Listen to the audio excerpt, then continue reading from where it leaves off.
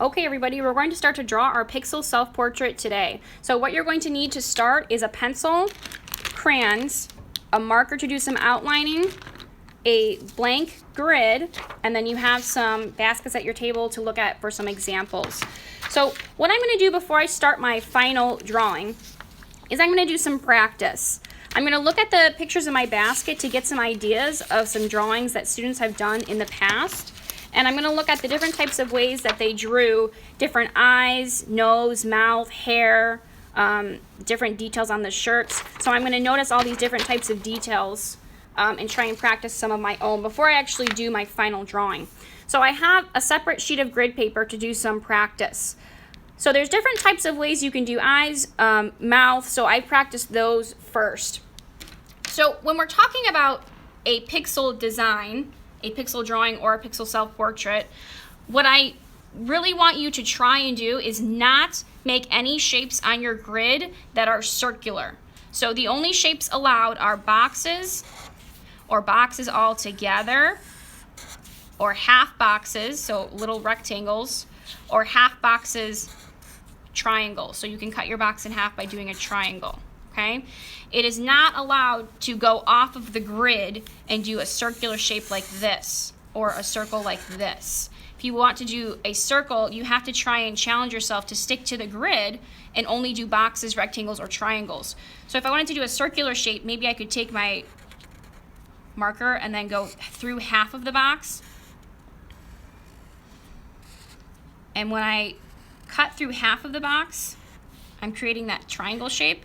It's more circular than a straight box, but it's not just a circle that doesn't stick to the grid. I have to stick to the grid in some way, okay? So I'm gonna practice some different types of eyes, mouth, and other face features before I actually do my self-portrait, okay? So when I have some good practice and I'm ready to start my actual final drawing, I'm gonna grab an extra sheet of grid paper.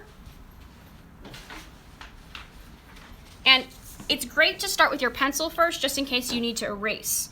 So I'm going to start with my pencil and then do some outlining and some coloring with my crayons after I've really sketched everything out. So what I really like to start with is the big shape of the head. So I'm going to start with a big square in the middle of my paper. And when I think I have it big enough, I'm just going to outline it right away, so I know that I've got it right.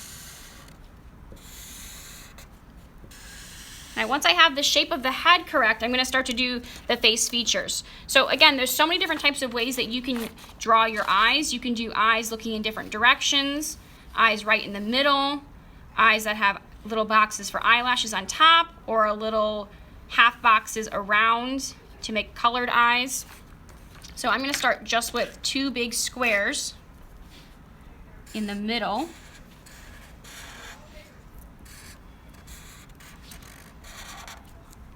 And then I'm going to do two more little boxes and shade them in black for that little dark area of my inner eye.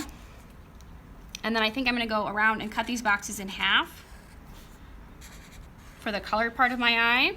So here's where I'll start to take my crayons, and when I know that I want this to be a certain color, I'll just color it right in. So my eyes are blue, so I'm going to color these blue. So we want to try and make these look just like us because they are a self-portrait. Then I'll do some little boxes for some eyelashes. Okay, now from there, I'll start to do my other face features. I can do my nose, ears, cheeks, mouth. So I think I'll do my mouth next. I really like when the mouth has these diagonals, cutting the box in half, because it really makes the mouth look like it's curving up, but it's still sticking to the grid. So I'm gonna start with a box and then cut this box in half at a diagonal, and then do a long row of boxes, then cut this one in half, then do a box on top. So when I'm outlining it, it looks kind of like this. And then I'll color that in right away.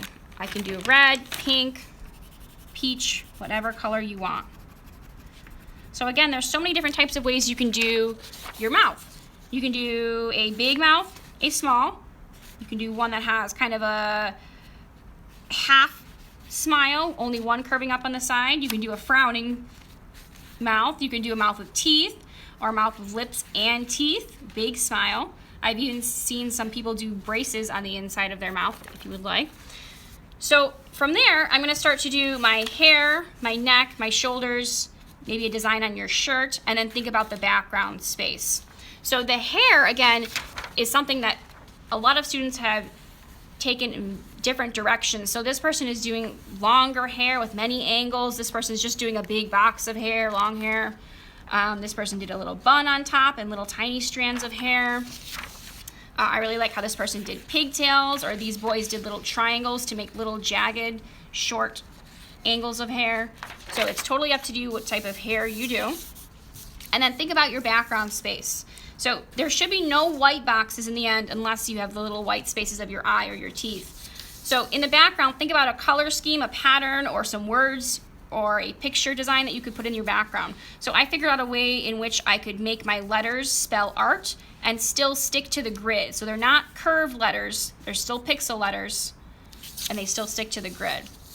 So we are trying to finish our final drawing today, and then once we finish these, next time we'll talk about how we turn these into a big painting.